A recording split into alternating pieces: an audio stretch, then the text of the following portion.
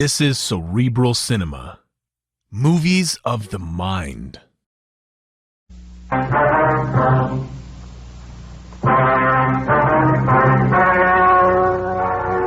story you're about to hear is true.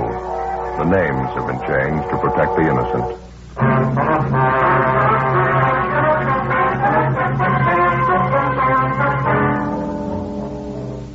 You're a detective sergeant. You're assigned to auto theft detail. A gang of criminals masquerading as legitimate auto dealers start to work in your city. Innocent people are cheated out of thousands of dollars. The thieves are clever. They work a foolproof formula. Your job? Stop them.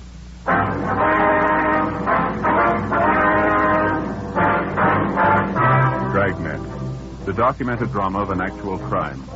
For the next 30 minutes, in cooperation with the Los Angeles Police Department, you will travel step by step on the side of the law through an actual case transcribed from official police files.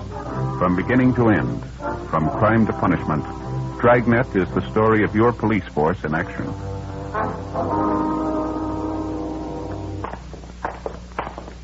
It was Tuesday, February 19th. It was chilly in Los Angeles. We were working the day watch out of auto theft. My partner's Ben Romero. The boss is Captain Nelson, and my name's Friday. We were on the way out from the office, and it was 10:25 a.m. when we got to the corner of 38th Street and Maxbury Avenue.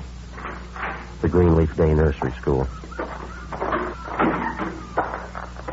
Mrs. Palmer, is that right? I think so. Just a minute. I've got it written down. Yeah. Mm-hmm. Excuse me, ma'am. What's the color, Palmer? Policeman, Martin Romero, Friday. Oh, yes, Carl. Going to get all about it. Is that it? Yes, ma'am. We've been handling similar complaints the last month or so. We'd like to have you tell us everything that happened in your case, if you would, please. One of the most underhanded things I've ever heard of, Sergeant. It would have been the same thing if he'd held me up with a gun, just out-and-out robbery. Well, could you give us some of the details, ma'am? How you were first approached on the deal? Excuse me a minute, please. Children, time to go inside now. We're going to color pictures with the crayons this morning. Mrs. Johnson has them all ready for you inside. Bruce, Michael, Sandra, go along now. Inside, everyone. Certainly wish the warm weather to hurry up and come. Children always raise such an uproar when we have to keep them indoors. Worst part of running a day nursery, the winter months. Yes, ma'am, I suppose so. Now, about your automobile, Miss Palmer, we understand you had it up for sale. You advertised in one of the local newspapers, is that right? Yes, that's right. I ran one of those 3-day want ads over the weekend, Friday, Saturday, and Sunday. I thought I'd get more for my car if I sold it myself. I mean, instead of selling it to a used car lot. Yes, ma'am. How many answers did you get on your want ad? Well, just the one way it turned out. This man came out and looked at my car first thing in the morning. He offered to pay me exactly what I was asking for it, so I sold it to him. That's just the way it went. Who was this man, Mrs. Palmer? Was he representing some auto company? Yes, he said he was anyway. He gave his name as Joseph Newhall. I've got his card inside. Said he was a buyer for Dan Barton's used car lot on South Cat Street. Nicely dressed man. He made it all seem so honest. How was the deal arranged? Could you tell us? Transfer the car, payment, and so forth? Well, he gave me a check for $50, sort of a down payment to hold the car for him. It was a certified company check. I see. He told me he'd be back that afternoon with a certified check for the full amount of the car, $800. Did he take your car with him then? No, he didn't. That's why I had no reason to be suspicious. He left me the check for $50 and said he'd be there with the money. Said in the meantime, one of the employees from the used car lot might be along to pick up the car to save me the trouble of driving it downtown myself. Mm-hmm. Same M.O., Joe, all the way. Yeah, looks like it. Well, how did it go after that, Miss Palmer? This worker from the used car lot came to the house to pick up the car about 1 o'clock that afternoon. Gave me a check for the full amount of the car, and I gave him the pink slip. Had a pair of white coveralls on, lettering on the back of them, Dan Barton's used cars. Looked like a typical mechanic or something. I wasn't the least bit suspicious. Mm-hmm. How about the buyer, this Joseph Newhall? Did he show up later in the day? No, he never came back. I've never seen him since. Haven't seen my car either. I called that Dan Barton's used car lot the next morning. They told me they never heard of Joseph Newhall. Just made me sick, officer. I can't afford to lose the money I had in that car. Yes, ma'am, we understand. Same thing's happened to a dozen people like you around the city. Do you remember what this man Newhall looked like, Miss Palmer? His physical description, maybe the clothes he was wearing? Yes, I've got it all written down, Sergeant, in my diary. Would you like to step inside, please? I've got my little office at the back of the school here. All right, thank you very much. I always make a record of everything in my diary. I've kept one ever since I was a girl in college, every day. I suppose you've got all the information on your car, the make, license number, things like that? Oh, yes, indeed. I got everything together I thought might help you. Right up these stairs, please. Thank you. Go ahead. How about the description of the man in overalls, the one who came to pick up your car? Would you remember him, ma'am? Yes, I've got that for you, too. Everything I thought would help. Just have a seat there, officers. I've got the things in my desk here. Thank you, Right Miss ahead, Palmer. thank you. I wouldn't mind the whole thing so much, but as I say, I can't afford to lose the cash I had tied up in my car. That seems to be the way the thieves operate, ma'am. They've been cheating the people who can least afford it. Terrible thing, just out-and-out robbery. There you are, Sergeant. Thank you, ma'am. There's the description of my car, license number, all the rest. Yes, I see. And here's the description of the two men, Joseph all the coveralls who picked up my car. Have you got that deposit check Newhall gave you, Miss Palmer, the check for $50? Right here, Sergeant. I saw that company about it, Dan Barton's used car lot. It's a forgery. Not worth the paper it's printed on. Have a look, Joe. Yes, thanks. Same as the other. One thing I don't understand, how those crooks get these checks to begin with. Did they steal them? No, ma'am. We figured they had them printed up. We're still trying to find out where. Well, you know what the men look like. You'll be able to find them now, won't you? Only wish it worked that way, ma'am. We've had good descriptions on both men for a month now. Hasn't helped too much. I don't understand it at all. As I say, they're only common crooks. They can't be that smart, can they? Well, there's only one way we can judge. We've been hunting every day for a month now. Yes? They're still... In the space of 33 days, the auto theft gang had victimized a dozen private citizens throughout the city. In each instance, the approach and the method of operation had been the same. The front man for the gang would personally answer a want ad inserted in a local newspaper by a private citizen advertising the sale of his automobile. The front man would represent himself falsely as a buyer for Dan Barton's used car lot, a well-known and legitimate used car dealer. He'd offer to pay exactly the sale price which the private party was asking. As a deposit, the so-called buyer would leave a counterfeit company check for $50 or $100 with a promise that he would return later in the day with a certified check for the full amount. After a few hours, another man posing as an employee of Dan Barton's used would call for the car and drive it away. Neither the car nor the so-called buyer were ever seen again. All efforts to trace them went for nothing. 11:40 a.m. Ben and I went back to the office and got out a broadcast and a supplementary APB on Mrs. Palmer's car and also on the phony car buyer who called himself Joseph Newhall. After lunch, we met with Sergeant Grimsby, one of the other four men out of auto theft detail who were working the case with us. How'd you make out this morning, Army? That did go anywhere at all? Wasn't bad as far as it went. We found the place where they had the printing done. Well, where was that? Small print in the valley. Printed up the phony checks with that heading on it. Dan Barton's used car lot. Got out some business cards for him, too. What was the name? Did you find out? Yeah, same one, Joseph Newhall. He ordered the checks and the business cards. Printer described him for us, same guy. Where'd it go from there? No place. The printer told us Newhall had a car. He couldn't give us a license number. Couldn't even remember the make or the body style. Thought it was a late model car, that's about all. Well, that's not much help.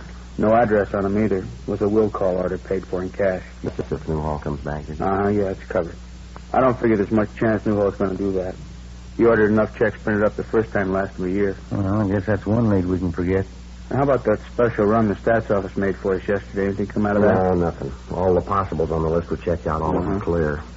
Nothing from Barton's used car lot either. Everybody on their staff's been checked out, all their ex-employees, too. No sign any one of them might have had a hand in it. Yeah. Oh, either of you seen the captain since this morning? No, why? Well, that idea we were talking over at the last meeting, he figures we'll go ahead with it this weekend. How's he figure on working, Army? Personal contact? Yeah, that's right. Most of the private parties who want to sell their cars themselves use that want ad deal over the weekend. They get a special ready Saturday and Sunday. I know. Thursday night's the deadline for having the ads in if they're going to run the full weekend. And that's when we start working on it. We get in touch with every private party who's filed a want ad for the weekend advertising a sale of their car, huh? Yeah, we'll contact them by phone, every one of them. We advise them that if anybody representing themselves as a buyer for Dan Barton's used car lot answers their want ad, they're to get in touch with us right away. If they can't stall the man long enough, we tell them to accept the information on the man the car is driving. It ought to work out. If we can get any kind of cooperation, it's going to be a big job. We'll have to cover all the want ads and all the papers. We've got a good description of that phony buyer, Joseph Newhall. If they planted a want ad in one of the papers, maybe he's the one of the gang who brought the ad in. It's possible one of the ad takers might remember him. Might be worth checking anyway. Well, could be. They might have phoned in the ad, too. That wouldn't help much. As well, it's not foolproof, but it's a different approach. It's a plan anyway. We've tried everything else we can think of to reach the thieves. I get it. Auto theft, Friday towing. Yes, sir. Mm-hmm. When was that? I see. Yeah, mm-hmm. Yes, as soon as we can. Thank you, sir. Well, maybe we won't have to wait for the weekend. What do you mean? A man out in Echo Park. He runs a candy store out there. He advertised his car for sale in this morning's paper. Said the first one to answer it was a buyer from Dan Barton's used car lot. Gave his name as Joseph Newhall. Looks like the same M.O. Mm-hmm. They make a deal? Well, the candy store owner wouldn't go for the deposit check. He wanted the full amount. Said the deal didn't sound right to him. How does it stand now? Well, Newhall said he'd come back with a check for the full sale price. When? 8 o'clock tonight. 2:20 p.m. We drove out and questioned the candy store owner further. His description of Newhall tallied with the others, but again, the potential victim had failed to get any kind of a description of the car Newhall was driving or the license number. Ben and I staked out at the house. 8 p.m. came and went. The suspect failed to show. By midnight, there was still no sign of him. Well, the way it shaped up, Newhall apparently had a policy of making a deal at first contact or forgetting about it. He probably figured that if a person was at all suspicious, the interval would give him time to check, and Newhall wasn't giving away any odds. All day Wednesday, the stakeout went on. No sign of the suspect. On Thursday night, the local newspapers gave us lists of names and phone numbers of all private parties who had ordered want ads for the coming weekend to advertise the sale of an automobile. We divided up the names, and 6 of us took turns on the phones and started calling each party. We warned them about the car theft ring and advised them of what steps to take in the event Joseph Newhall or one of the other gang members approached them with a proposition to buy their car. One of the private parties we contacted was a Mr. Roy Harmon. Ben got on one and read in the thing we'd prepared. Sergeant Ormsby used the other extension and called another party running an ad. Sergeant Ormsby, Los Angeles Police Department Auto. How's that, sir? Yes, and one of the gang usually goes under the name of Joseph Newhall. Contacted it all. That. Now. Stand on. Right, thank you, sir. What was that all about? Man by the name of Harmon runs a cocktail lounge out on South Cole. He took in a check over the bar last night, company check from Dan Barton's used car lot. Says it was signed Joseph Newhall. Well, he ought to remember who passed it. He does. I got it right here. A man by the name of Frank Curtis. He's a regular customer at the bar. Harmon says this Curtis came in the place last night with a man in a dark suit, and the man seemed to be a friend of Curtis's. Yeah. Well, I asked him what the friend looked like, and he described him. It was Newhall. Mm-hmm. What about that check business? Harmon says he was standing bar at the time. Told me this Frank Curtis and Newhall had quite a few drinks together, and he ran out of money. Newhall wanted to cash a check, but Harmon said no, he didn't know him. Mm-hmm. Well, this Frank Curtis is a regular customer at the bar, and he offered to endorse the check for Newhall. So Harmon said okay, and he cashed it. Well, how well does Harmon know this customer of his, this Curtis? Pretty well. Lives across the street from him. We checked Frank Curtis through R&I, but he had no previous criminal record. We left the rest of the list for the other men, and Ben and I drove out and talked to Roy Harmon, the owner of the cocktail lounge where the suspect Joseph Newhall had cashed a check with the help of his friend, Frank Curtis. Harmon told the same story he'd given Ben over the phone. Curtis was a long-time neighbor of his and a steady customer at his cocktail lounge. As for Newhall, he'd never set eyes on him until the night before. Harmon gave us the home address of Frank Curtis, and we checked it out. Mrs. Curtis answered the door and told us that her husband Frank was working the newly inaugurated night shift at an aircraft plant in the south end of the city. Ben and I drove down to the plant, and after checking with the personnel office, we finally located Curtis at his work. He was an assistant foreman in one of the aircraft assembly shops. The truth, Sergeant Romero. The last time I saw Newhall before the years ago. We used to work at a work plant together. What's the matter anyways? You done something? We understand you endorsed a check to Newhall for $50. You know him that well? I mean, that you'd endorse checks for him? Well, maybe I shouldn't have. Wife's always telling me I ought to be more careful who I'm signing checks for. Well, what happened anyway? Wasn't the check any good?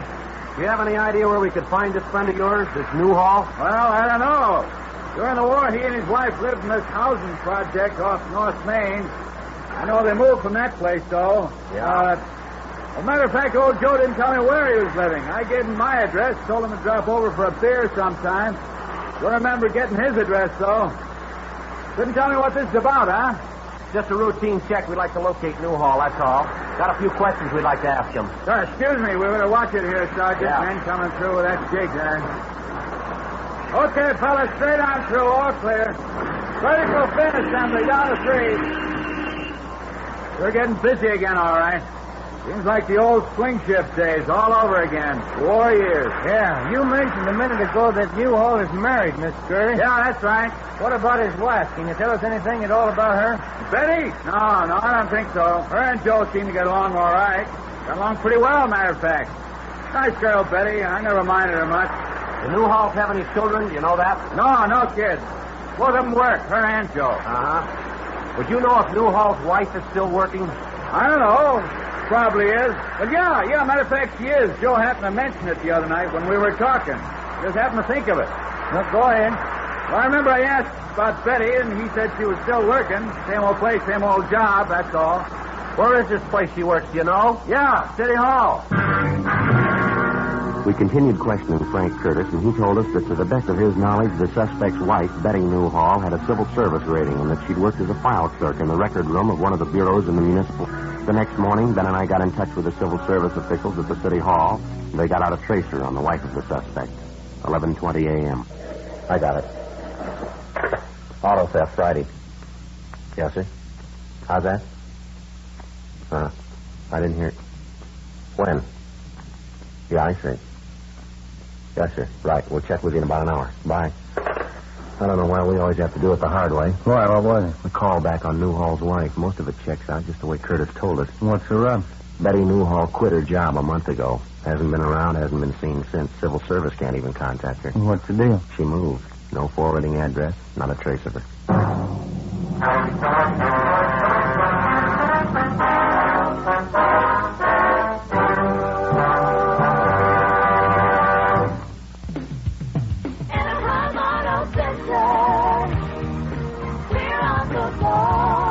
Exit Ball Road off the 57 freeway. Light up the holidays with a new vehicle from Anaheim Auto Center. We'll make your holiday dreams come true at Anaheim Auto Center with our incredible savings and huge discounts. Need some extra money for the holidays? Come to Anaheim Auto Center today and save thousands. We have a great selection of new vehicles and unbeatable service. Light up your holiday season today at Anaheim Auto Center. We want you to be completely satisfied. The holidays are the perfect time to buy a new vehicle. Why go anywhere else? We have it all at one convenient location near the Anaheim Pond. So light up your holiday season with a great new car or truck from Anaheim Auto Center. Anaheim Auto Center, we're on the ball. Exit Ball Road off the 57 freeway. KNX 1070 News Radio.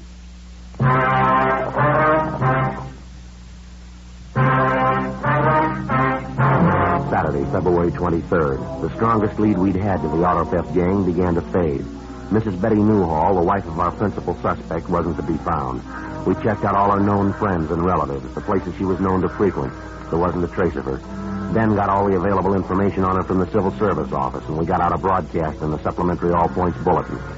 We found out she had a 10-year-old son, so we checked with the Board of Education to see if the boy was registered in one of the city schools. He wasn't listed. Still no response. We stayed on it. In the meantime, the weekend was wearing past the halfway point. The other two teams of men working the case were standing by, but apparently none of the private parties who were running want ads over the weekend advertising the sale of an automobile had been approached yet by either Joseph Newhall or some other member of the gang. If they did make a contact, it hadn't been reported to us. Saturday night, still no response. 8:50 p.m. Ben and I had some supper at Johnny Coken's place, and then we went back to the office. Not a bad meal at all, huh? Pretty fair for a Saturday night. Good soup. Yeah, there's nothing like that corn chowder Johnny puts out. It's the best. Sure wish you'd do something about that coffee. It's like taking a shot of adrenaline, isn't it? It is pretty strong, and... Excuse me. Maybe that's what's giving me this heartburn. Where's Ormsby? I thought he was covering. So did I. He was here when I left. Joe, Ben? Hi, Army. Thought we lost you. I'm taking a call from Hollywood Division. Good piece of news. What's that? Newhall's wife, they found her. At approximately 25 minutes past 8 that night, a dark-haired woman in her late 30s had brought a young boy into a pharmacy in the Hollywood area. Apparently, the woman had been drinking, but she was not intoxicated. The young boy with her, whom she identified as her 10-year-old son, was badly cut and bruised about the face and head. The woman insisted that the pharmacist on duty treat the boy and attend to his injuries.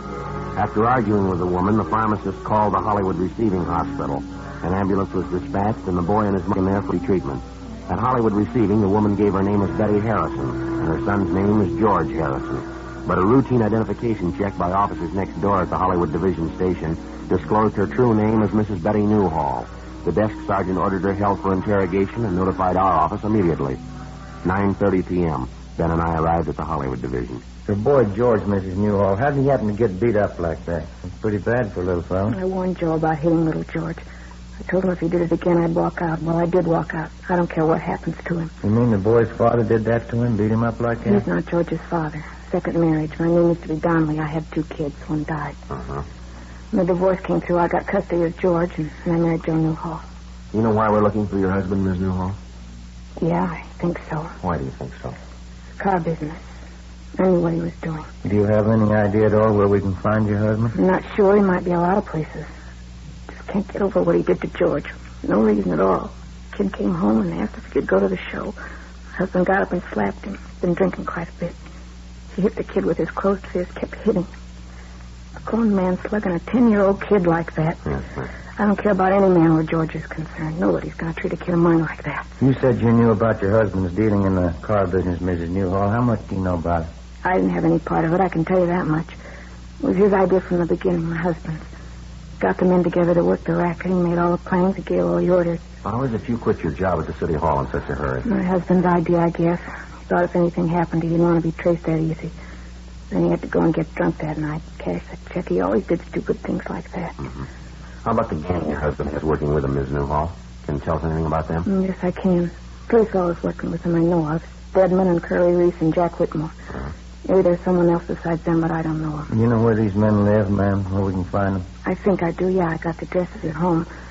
By this time, they're probably all there. You know the places they were supposed to be staying. Yeah, I got the addresses at home. How about the cars they got on this deal they were working? What are they doing with them? Do you know that? I don't know for sure. They were moving them east, I think, selling them back there. Yes, ma'am. I just always gets at the deep marriage of Josie Ham, the Deeford. No. Even they didn't like kids. They didn't want to have a home. Why'd they have to be that way? Well, I'd like to ask you something, if I could. Yeah. Why'd you marry him? 10:43 p.m. We stopped at the Newhall apartment on the way back to the City Hall, called the office, and arranged for a stakeout. The wife of the suspect, Betty Newhall, gave us the names and addresses of the people she knew to be working with her husband, Joseph Newhall, in the auto theft gang. She had no information to offer on the cars they might be driving. When we got to the office, we took a complete statement from Mrs. Newhall, and then she was booked in at the main jail on suspicion of grand theft auto. 11:09 p.m. Together with Wilson and Ormsby, we started checking out the addresses of the gang members. Our first 2 stops, we got nothing. On our last 2, we did a little better. We picked up a Jack Whitmore, Curly Reese, and a Carl Stedman, 3 of the names which Mrs. Newhall had mentioned. We took them downtown and booked them in at the main jail. That still left the principal suspect, Joseph Newhall, unaccounted for. At 1:45 a.m. the next morning, we got a tip as to his whereabouts, a small hotel on East 1st Street. We checked it out. The man answering Newhall's description was registered in room 209 on the 2nd floor. We got a pass key from the room clerk on duty and started up the stairs.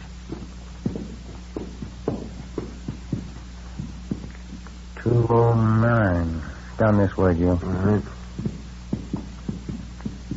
Yeah, 7. Here we are. Mm-hmm. See if we can get a rise, huh? Yeah. Yeah, who is it?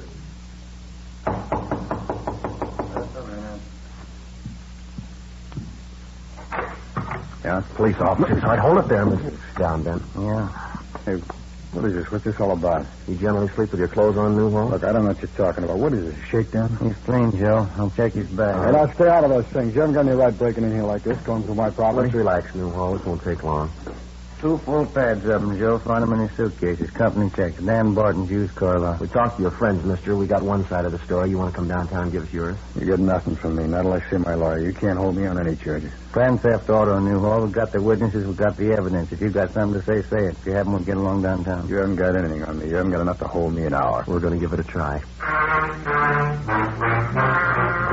For a full 5 hours, we questioned Newhall, both at the hotel and later downtown in the interrogation room. And after 5 hours of questioning, he finally broke and admitted being the mastermind behind the auto theft racket. Your true name is Joseph Willard Newhall, is that right?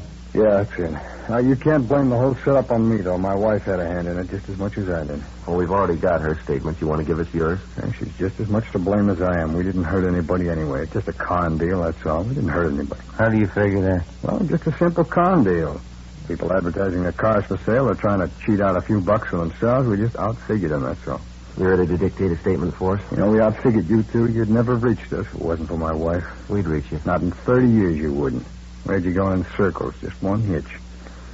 My wife and that stupid kid of hers. Just because I slapped him around a little, I wouldn't be here if it wasn't for that. Well, you better learn a lesson, mister. What? Next time you fight, don't pick a 10-year-old.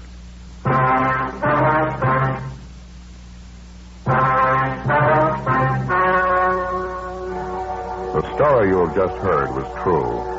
The names were changed to protect the innocent. On May 29th, trial was held in Superior Court, Department 87, City and County of Los Angeles, State of California. In a moment, the results of that trial.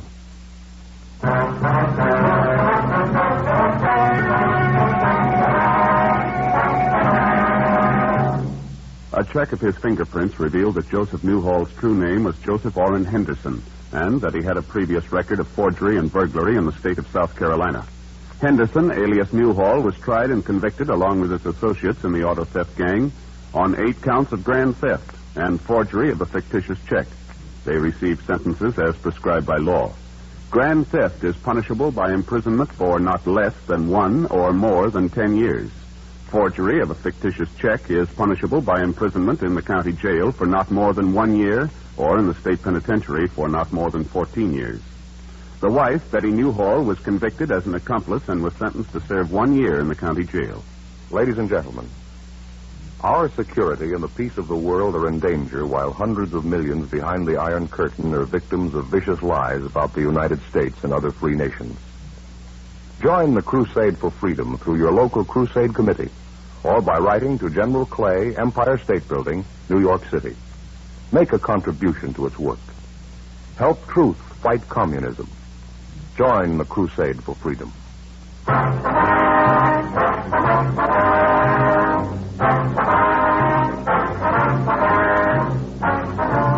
You have just heard Dragnet, a series of authentic cases from official files. Technical advice comes from the Office of Chief of Police W.H. Parker, Los Angeles Police Department.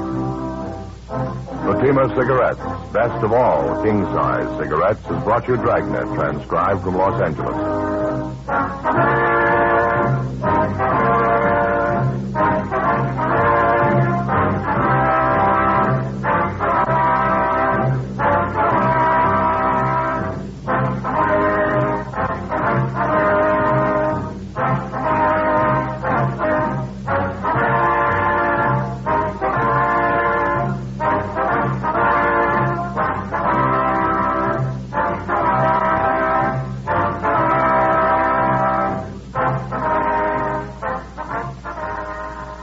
Cerebral Cinema hopes you have enjoyed this movie of the mind.